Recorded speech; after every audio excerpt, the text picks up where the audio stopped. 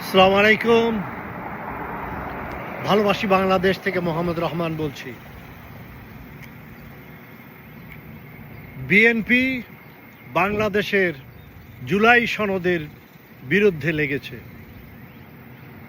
যার জন্য বিএনপির সালাউদ্দিন আহমেদ সাহেব ওনাকে অনেক বড় নেতা মনে করেন।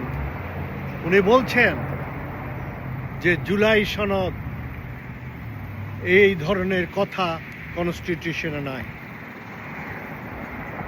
তো আপনারা জুলাই বিপ্লবকে আপনারা মানতে চাচ্ছেন না, কিন্তু আপনাদের দলের বড় বড় নেতা একদিন কেঁদে বলেছিল এই ছাত্ররা আমাদেরকে বাঁচিয়েছে। এখন আপনারা ভুলে যাচ্ছেন।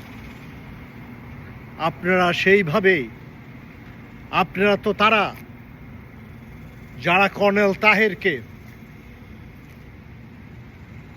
সিপাহী জনতার বিপ্লব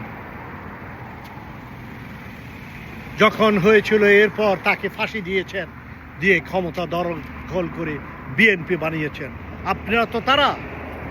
তো আপনারা কি মনে করেন এইবার আপনারা হাসনাত আব্দুল্লাহ, নাহিদ, আসিফ এদেরকেও ফাঁসি দিয়ে জুলাই বিপ্লবকে ম্লান করে দিবেন?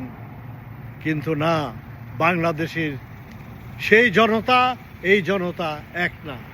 বাংলাদেশের এখন কোটি কোটি মানুষ জেগে উঠেছে। এটা সোশ্যাল মিডিয়ার যুগ। আপনি আসেন ইলেকশনে, আপনাদেরকে ইলেকশনে ভয়াবহভাবে পরাজিত করা হবে। আমি আশা করি, আমি মনে করি আপনারা 20টা সিট পাবেন কিনা সন্দেহ।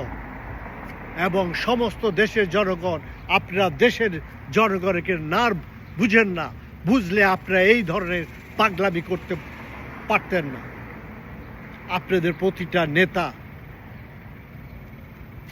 মির্জা আব্বাস, মির্জা ফখরুল, সালাউদ্দিন আহমেদ, বিএনপির এই সমস্ত নেতা, আপনারা সবই পাগলামি করছেন। জানি না আপনাদের প্রধান নেতা ডাক্তার ওনাদের কি অবস্থা। ওনাদের কি ডাক্তারি চিকিৎসার আপনাদের দরকার আছে? জানি না, হয়তো চিকিৎসার দরকার আছে। রাজনীতির জন্য আপনারা পরাভূত। আপনারা রাজনীতিকভাবে আপনারা আসতে পারেননি।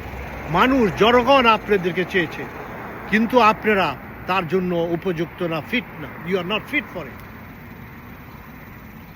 আপনারা মানুষকে ডিপ্রাইভ করেছেন, বাংলাদেশ জনগণকে হতাশ করেছেন।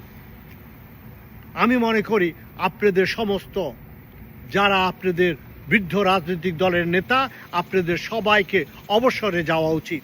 অবসর গিয়ে নতুন ভালো ইয়াং জেনারেশনকে এসে এই রাজনীতিকে হাল ধরা উচিত এবং বিএনপিকে চালানো উচিত। অথবা আপনারা বিএনপি হিসাবে আপনাদের এই সমাপ্ত, এইবার আপনারা শেষ হয়ে যাবেন। এই বলে আমি শেষ করছি। ইনকিলাব জিন্দাবাদ, বাংলাদেশ জিন্দাবাদ।